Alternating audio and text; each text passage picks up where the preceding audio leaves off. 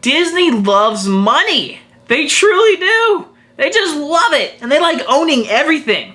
So they're like, here's all the money we got for Frozen. Let's make Frozen 2. And let's give it a shitty plot. Frozen 2. The sequel we all wanted is now here. Frozen 2 is here. One of the biggest animated films of all time was the original Frozen back in 2013. And now we are here for the sequel, which will make tons of money. And tons of little girls will go to the theater dressed up, happy as a whistle like I saw tonight. And they were so happy to see this movie. And you know what? I went in this movie pretty excited. I like the first Frozen. Yes, Let It Go is a very annoying song now.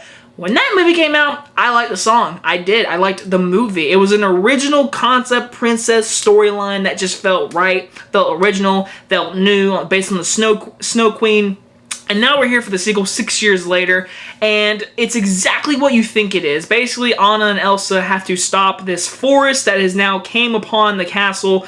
The water's gone, and the earth is weird. Basically, they gotta go to the forest and say, hey, forest, stop being mean. Bad forest, you silly goose.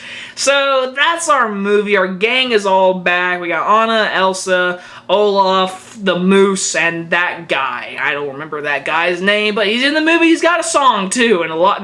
Yeah. Anyway, so what did I think of this movie? First things first, the animation CGI is amazing.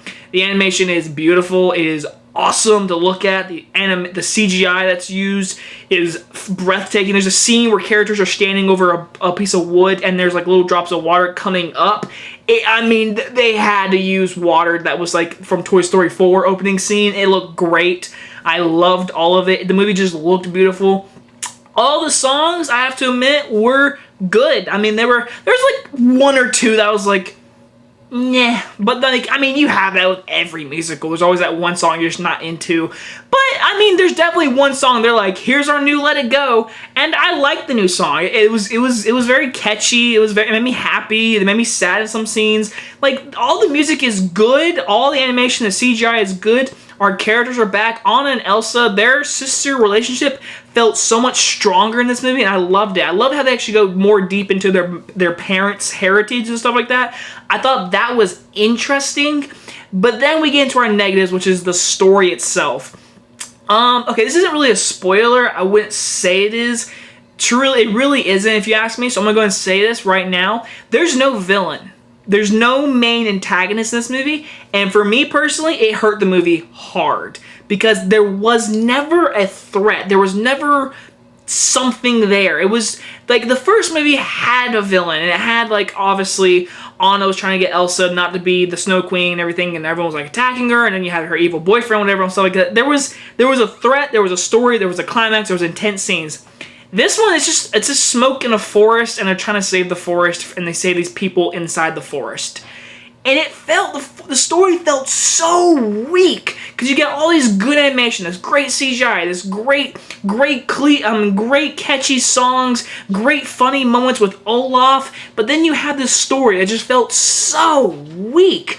And there is character decisions toward the end of this movie that blabbergast me. The one character makes a decision on people's lives. I'm like, you realize you're about to do that, and it didn't happen exactly how I thought it was going to happen, which I'm kind of glad it didn't happen this way, but again, that involves spoilers, which I will not even get into. But overall, little girls are going to love this movie, little kids are going to love this movie, adults are not going to hate themselves watching it. This, to me, my great review is the richness of Frozen got all their money, and they gave us a part 2 without a good story.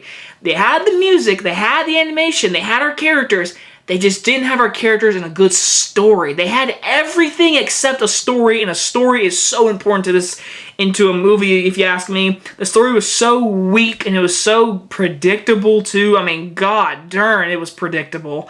And it just, so, when it ended, you were like, so what happened here? We had from this point, and it ended like this. I'm like, okay, so what was the point of the movie? Because it just felt like Frozen was like, here, music, characters, CGI, animation, you got all the good stuff. Where's the story?